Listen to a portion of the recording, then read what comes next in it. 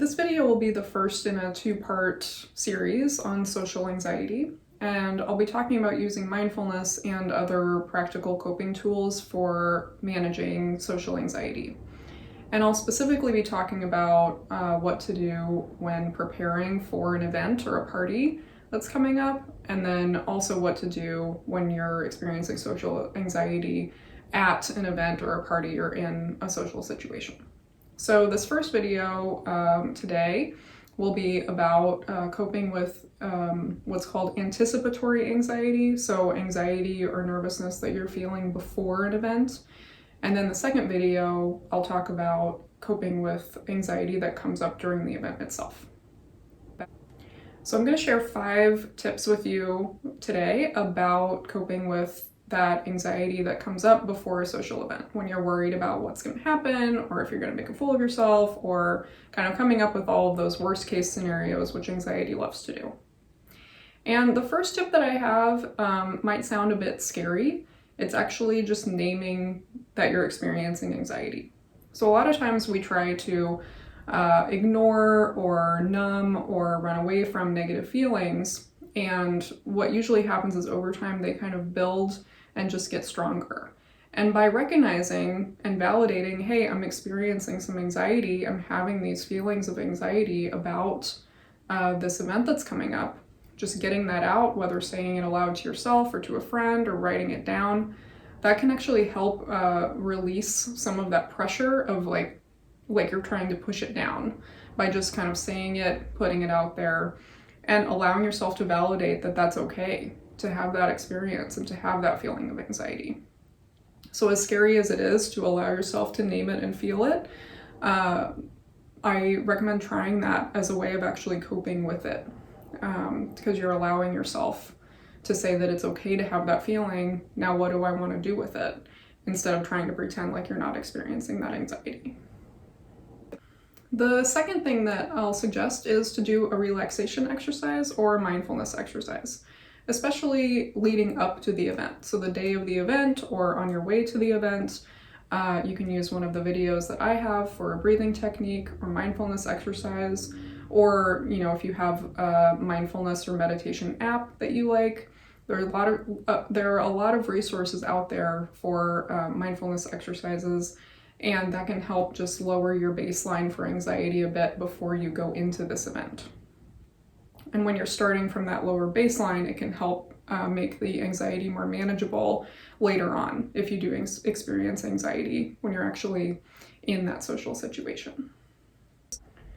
So next, I will suggest doing an exercise for either building self-esteem or confidence, or just taking a few minutes to visualize what success, quote unquote, would look like for you at this event. So how do you see yourself acting and reacting around people? How do you see yourself interacting with people? I do have a video for building self-worth using mindfulness. If you want to try that before going into it, just to give yourself a moment to recognize, hey, there are positive things about me.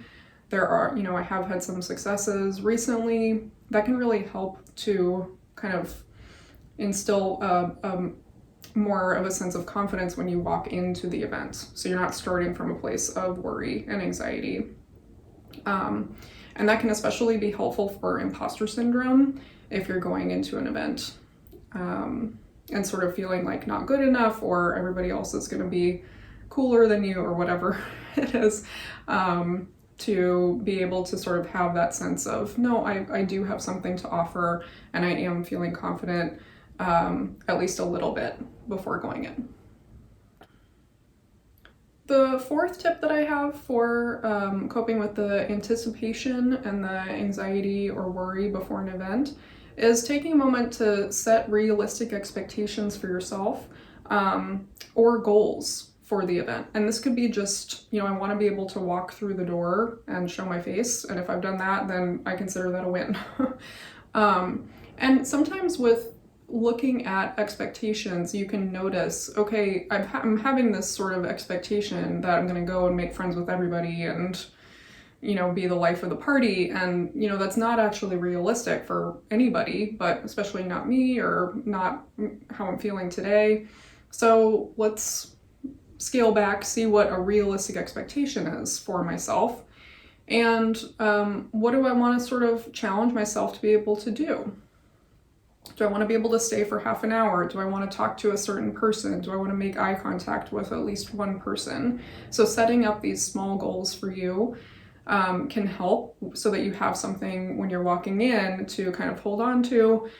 And also recognize if you're going in with some unrealistic expectations, to take a look at those before you go in. So there's not sort of this disappointment in yourself for something that wasn't realistic in the first place. My last tip for coping with anxiety before a social event is to make some kind of practical plans for the event itself.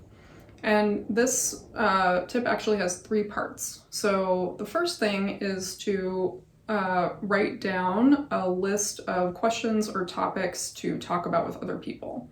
And this can be helpful to have on your phone so you can refer to it if you're sort of at a loss for what to say or what to talk about.